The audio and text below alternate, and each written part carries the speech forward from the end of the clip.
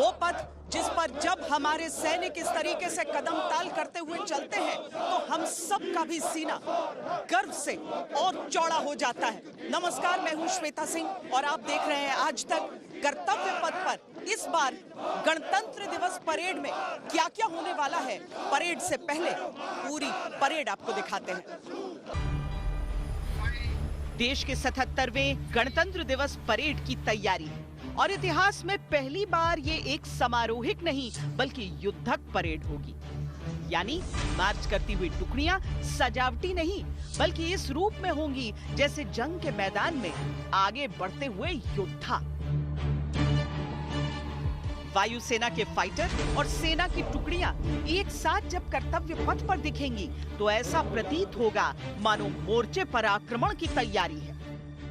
यकीन मानिए, अब तक जितने भी गणतंत्र दिवस परेड के आप साक्षी बने हैं, इस बार उन सबसे बिल्कुल अलग, बेहद अद्भुत परेड कर्तव्य पथ पर देखेंगे आप। और हम एक एक करके हर उस पहलू की एक्सक्लूसिव तस्वीरें आपको परेड से पहले दिखाएंगे। सबसे पहले मिलिए भारत के भैरव से।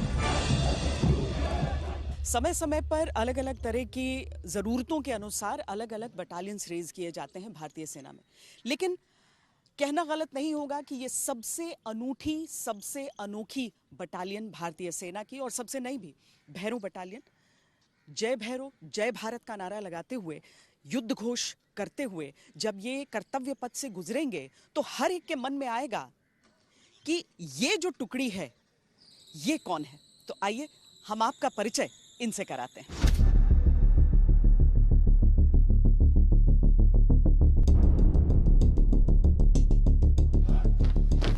भगवान शिव का शक्तिशाली और उग्र रूप है भैरव, काल के स्वामी, अधर्म के संहारक, और उन्हीं से प्रेरित है भैरव के ये योद्धा। भारत के इस नए बटालियन से देश का परिचय 26 जनवरी को कर्तव्य पथ पर होने वाला है। सबसे पहले आपको भैरव बटालियन का जोश से भर देने वाला गीत सुनाते हैं।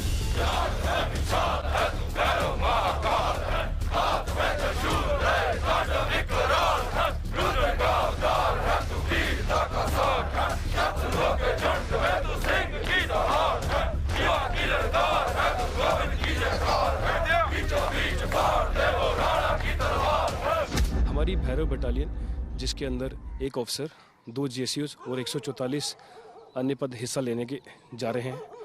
यही सेम बटालियन 15 जनवरी को आर्मी डे परेड का भी हिस्सा थी और यही बटालियन 26 जनवरी को कर्तव्य पथ पे भी परेड में हिस्सा लेगी।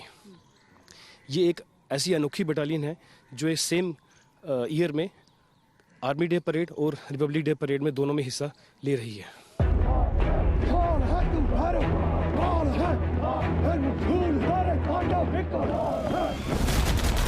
इन सैनिकों को कमांडो ट्रेनिंग हासिल होती है।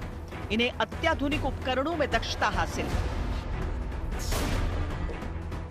ये ड्रोन्स के इस्तेमाल में पारंगत है। इनका गठन सबसे कठिन इलाकों में तैनाती के लिए है। चीन और पाकिस्तान से लगती सीमाओं पर अति संवेदनशील क्षेत्र में इनकी मौजूदगी है।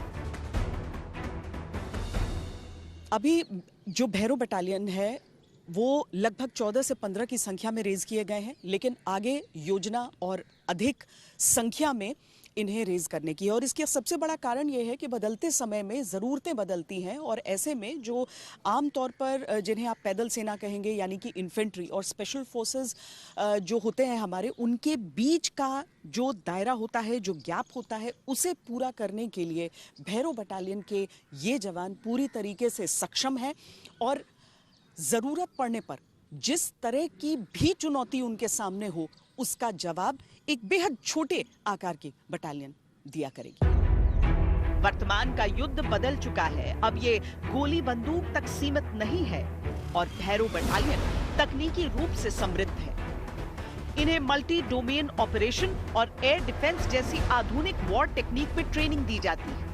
हर सैनिक को ड्रोन ऑपरेट करने की ट्रेनिंग है। ये नाइट ऑपरेशंस में खास महारत रखते हैं।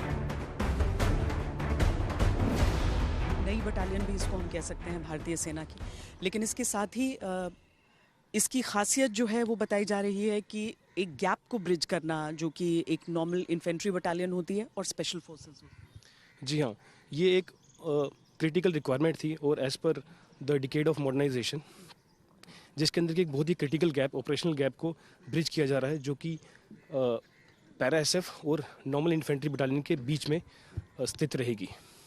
टास्क के मुताबिक इसका आकार नॉर्मल इन्फेंट्री बटालियन से छोटा रखा गया है, बट इनके पास काफ़ी ज़्यादा न्यू जनरेशन वेपन्स और इक्विपमेंट दिया गया है, जिससे कि हम इफ़ेक्टिव ऑपरेशंस और टारगेट एरिया पे डिस्ट्रक्शन कर सकते हैं। भारतीय सेना में फिलहाल भैरों की 15 बटालियन रेज की गई, लेकिन जरूरत को देखते हुए इस संख्या को 25 तक बढ़ाने की योजना है। दिलचस्प है इस रेजिमेंट का युद्ध घोष।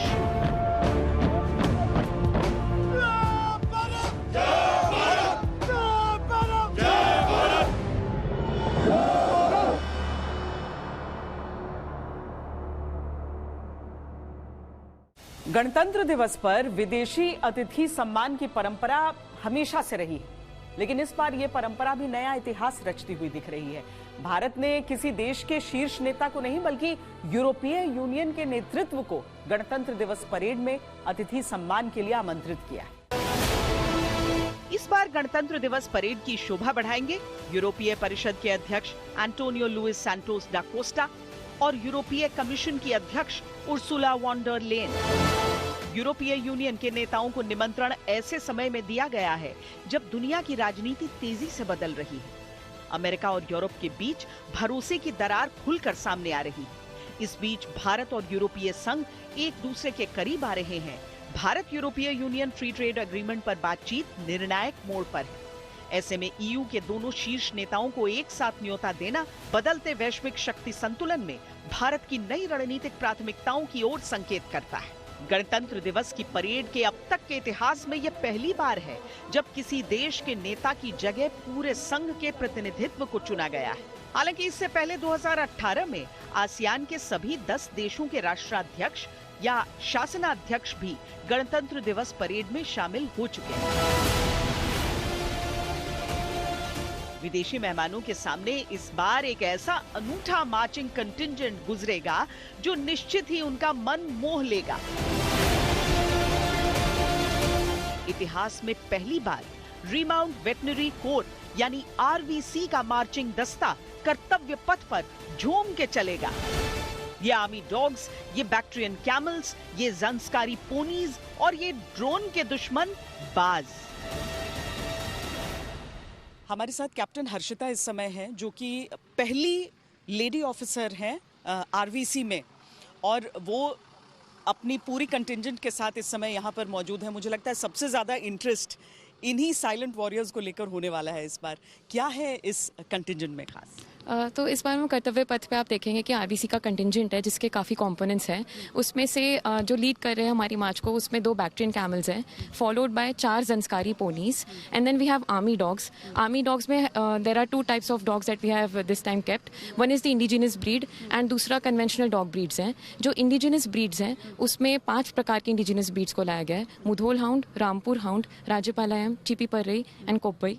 एंड जो इंडिजिनस ब्रीड है, इनके अलावा जो कन्वेंशनल ब्रीड है उसमें 3 है: Belgian shepherd, German shepherd and Labrador. इसके अलावा आप देख सकते हैं जो 4 रैप्टर्स हैं वो भी first time republic day parade में मार्च करेंगे, and these raptors are also a unique component है इस पूरे कंटिंजेंट का। जितना एक अनुशासन एक नॉर्मल एक इंसान को, एक सैनिक को चाहिए होता है, उतने ही उसके साथ, लेकिन उतने ही प्यार के साथ भी आप लोग इन्हें ट्रेन करते हैं। Absolutely, that's absolutely right. जो ट्रेनिंग होता है एनिमल्स का, उसमें a lot of neuroscience is involved, and उस साइंस को समझ के अपने तरीकों को बेस्ड ऑन एक्सपीरियंस हम मॉडिफाई करते हैं, अमेंडमेंट्स ऐड करते हैं, and then these animals are trained. अगर आपको पता चल गया कि क्या न्यूरो साइंस है उसके पीछे, then both the birds as well as dogs are highly trainable animals. ये बेजुबान है पर बुद्धिमान है, ये खूंखार है पर अनुशासित है, ये निर्भीक है पर बिल्कुल मासूम, दुश्मन के दुश्मन और दोस्तों के दोस्त भारतीय सेना के ही संस्कार लिए ये सैनिक है हिंदुस्तान के। सेना मुख्य रूप से बेल्जियन मैलोनॉय, जर्मन शेपर्ड और लैब्राडोर को ट्रेन करती रही है। पर पिछले कुछ सालों में कई भारतीय प्रजातियां जैसे मुधोल हाउंड, चिप्पीपराई, रामपुर हाउंड, कोम्बई और राजापलायम को भी शामिल किया गया है। ये करण और अर्जुन भी आए हैं यहाँ पर इस बार, जो कि परेड में आपको देखेंगे उनके हैंडलर्स के साथ। बड़ी कठिन होती है ट्रेनिंग, वो बहुत कठिन होता है कि किस तरीके से देखिए इंसानों की ट्रेनिंग और इनकी ट्रेनिंग बहुत डिफरेंट होती है, बहुत अलग होती है। एक सोल्जर की अपनी ट्रेनिंग भी चलती है और उस पेशेंस के साथ आप बाकी को भी सिखाते हैं। अब देखिए इस तरफ जो आप देख रहे हैं वो हमारे इंडी ब्रीड्स हैं और उस तरफ जो देख रहे हैं वो हमारे विदेशी ब्रीड्स हैं, लेकिन विदेशी केवल नाम के, उनसे ज़्यादा हिंदुस्तानी कोई नहीं हो सकता है क्योंकि वो पूरी तरीके से देश की हिफाजत में लगे रहते हैं। अब अगर थोड़ी बहुत जो जानकारी मेरी है उस हिसाब से ये रामपुर हाउंड, ये सब, ये चिप्पीपराई है, ये मुधोल हाउंड है और पीछे जो है वो ये दोनों, हाँ कम्बोई, ये कहाँ का ब्रीड होता है? अच्छा, साउथ इंडिया का है ये। तो इनको आप इस तरफ देख रहे हैं और देखिए ये जो ग्लासेस लगे हुए हैं सर, ये जो आंखों पर जो हम ग्लासेस इनके देख रहे हैं, ये किस तरह का आईवेयर है, किस तरह का? जो ये आप इनके इंडिजिनस ब्रीड्स पे देख रहे हैं, ये बेसिकली इनको धूल से बचाने के लिए, इनकी आंखों की प्रोटेक्शन के लिए है। और जो आप यहाँ देख रहे हैं, ये आप समझ सकते हैं एक मॉडल है जिस तरह से आजकल K9 विजन सिस्टम्स जो हैं वो धीरे धीरे इंडक्ट हो रहे हैं डॉग्स के साथ मिशंस के लिए, जिसमें फीड देने की कैपेबिलिटी होती है। रेडियो फ्रिक्वेंसी पे चलते हुए ऑडियो विजुअल फीड पीछे कमांड पोस्ट को वो दे सकते हैं, जिससे कि कमांडर जो इंचार्ज हैं स्पेशल फोर्सेस, इनको हमेशा से, अब काफ़ी समय से यूज़ कर, इतना कुछ कर सकता है जी, आईवीआर इतना कुछ कर सकता है। इसका नाम इसलिए K9 विजन सिस्टम रखा गया। ये डॉग्स स्पेशल फोर्सेस के साथ स्पेशल गियर पहनकर ऑपरेशंस में जाते हैं। इन वफादार साथियों की जरूरत देश के हर हिस्से में तैनात भारतीय सेना की यूनिट्स को होती है, कभी बचाने के लिए, कहीं हराने के लिए, कभी ढूंढने के लिए, कहीं रोकने के लिए। ये प्रशिक्षित किए जाते हैं एक सैनिक की हर भूमिका के लिए और अब ये पहली बार आ रहे हैं कर्तव्य पथ पर। एक वो ऊंट होते हैं जिन्हें आप रेगिस्तान में देखते हैं, राजस्थान में देखते हैं, लेकिन जिसे ठंडा रेगिस्तान कहा जाता है यानी लद्दाख, वहाँ पर खासकर नुब्रा वैली में ये कैमल्स दिखते हैं जिन्हें सामान्य भाषा में हम कहते हैं डबल हम्प्ड कैमल्स, लेकिन वैसे क्या कहते हैं? इनको बैक्टीरियन कैमल बोलते हैं वैसे। और ये अपने राजस्थानी ऊँट है, उनसे बिल्कुल अलग होते हैं। ये कार्य करने के लिए बहुत ही ज़्यादा सक्षम होते हैं। ये 250 से 300 kg वेट सियाचिन ग्लेशियर वाले इलाकों में, 250 से 300 जी, सियाचिन वाले इलाके में, बर्फीले इलाके में ये लेके जाते हैं और पेट्रोलिंग के भी हमारे काम आते हैं। इनको आप लोग सब लेकर आए हैं वहाँ से, कितना टाइम लगा? आप वहीं के हैं रहने वाले? जी, वहीं से। वहाँ तो हम 8 दिन लगा। 8 दिन जी मैडम। अच्छा जी। और अभी इसको क्या दिल्ली का मौसम ठीक लग रहा होगा या नहीं? अभी तो ठीक लग रहा है, अभी तो ये मौसम ठंडी इलाके में मैडम। जी, अभी 1 महीने के बाद तो इसको और गर्मी लगेगा। पर इतने बाल हैं उसमें, मतलब वहाँ पर तो फायदा इसका ही है, इसकी जैसी बनावट है उसका है। हाँ, जिस प्रकार से वहाँ पे मतलब रह सकते हैं, बर्फीले यानी बर्फ पड़ती है, ओस यानी कि जो आप सनॉफ गिरती है वो इस बालों की वजह से नीचे गिर जाती है। और यहाँ पे अभी ठंडी है, इस वजह से यहाँ पे ऑब्जर्व जल्दी कर जाते हैं, इस पे नहीं ठहर पाता है। और ये ऑब्जर्व यानी कि हिंदी, इंग्लिश, ये कैसी भी भाषा में समझ सकता है, जल्दी इंग्लिश पकड़ता है, जैसे कि कम कम कम कम तो नज़दीक आएगा, नियर मी, वो सारी भाषा यानी इंग्लिश ली ज़्यादा समझता है और हिंदी भी समझता है। अच्छा, जैसे डॉग्स रिस्पॉन्ड करते हैं वो भाषा पे रिस्पॉन्ड करते हैं। जैसे इसका हैंडलर यानी जो राइडर इसको बताता है उस पे ये काम करता है। जिस प्रकार मैं इसको लुकअप बोलूँ तो ये अप करेगा, इसको डाउन बोलूँ तो डाउन, जिस हर प्रकार की भाषा में ये अपना काम करता रहता है। ये बहुत दूर से आए हैं ये खास मेहमान जो हैं, लद्दाख से, ज़ंस्कार की पोनीज हैं। Yes, ma'am. These are Zanskar. These 4 of them are called as Zanskari ponies.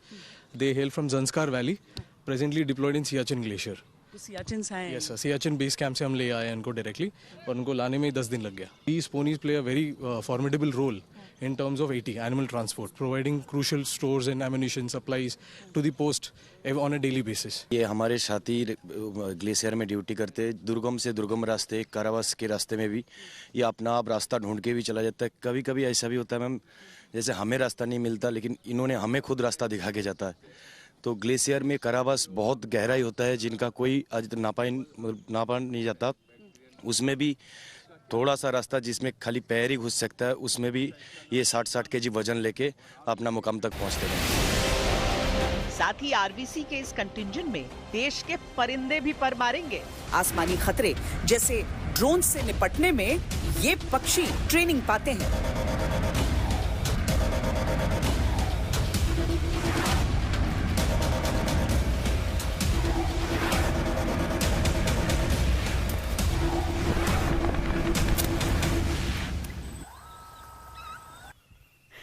ये है करण, ये है अर्जुन।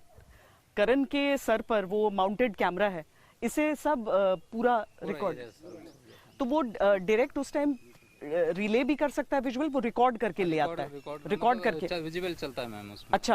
अच्छा रिकॉर्डिंग हो जाता है इसमें। तो ये इसके सर पे किस तरीके का एक माउंट हुआ है। दरअसल भारतीय सेना की खासियत ये है ना कि वो केवल उन चीजों को नहीं जो अवेलेबल हैं, बल्कि उसको किस तरीके से अपनी जरूरत के अनुसार उसे मोल्ड किया जाता है, ये उसके लिए विश्व प्रसिद्ध है। ये ट्रेनिंग रहती है कि ये उड़कर जाएंगे, उन ड्रोन्स को मारकर गिराएंगे, और उसके बाद जब इनका जो प्रशिक्षक है वो जब सीटी बजाता है तो वो वापस उसके हाथों पर वो चले आते हैं, उन हाथों पर बैठने के लिए। दुनिया की बाकी सेनाएं भी ये सीखना चाहती हैं, लेकिन यहाँ पर देखिए कि किस तरीके से न केवल करण अर्जुन की जोड़ी, बल्कि जो पीछे आपको और भी सारे इस रिहैबिलिटेशन सेंटर में नजर आ रहे हैं बर्ड्स, उन सबको ये खास ट्रेनिंग दी जा रही है।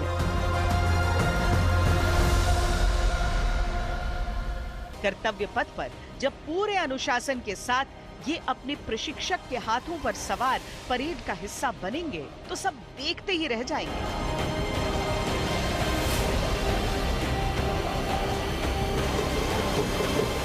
गणतंत्र दिवस परेड में वंदे मातरम के 150 वर्ष पूरे होने का भी उत्सव है, और परेड की शुरुआत ही वंदे मातरम की धुन को अलग अलग वाद्य यंत्रों से बजाते हुए कलाकारों के साथ होगा।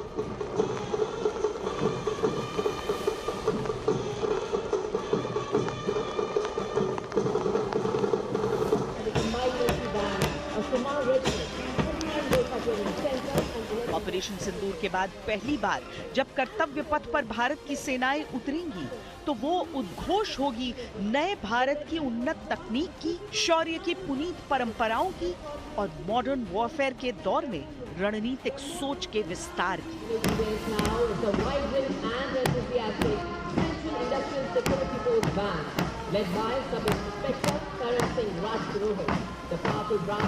वो सब दिखेगा जिस पर देश को नाज है, वो सब महसूस होगा जिससे देश की शान है, और वो सब गर्जनाएं सुनाई देंगी जिनको सुनकर दुश्मन के हौसले टूट जाते हैं। खड़गा चक्र एवं नवस्त्र 81। अगला वाहन मंच की ओर अग्रसर इंटीग्रेटेड ऑपरेशन सेंटर।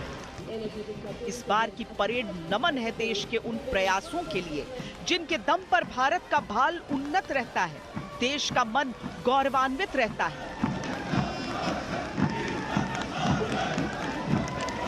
इस परेड के साथ कर्तव्य पथ पर उतरेगा आत्मनिर्भर, सशक्त और सक्षम भारत, जो हर दम पूरी तरह तैयार है।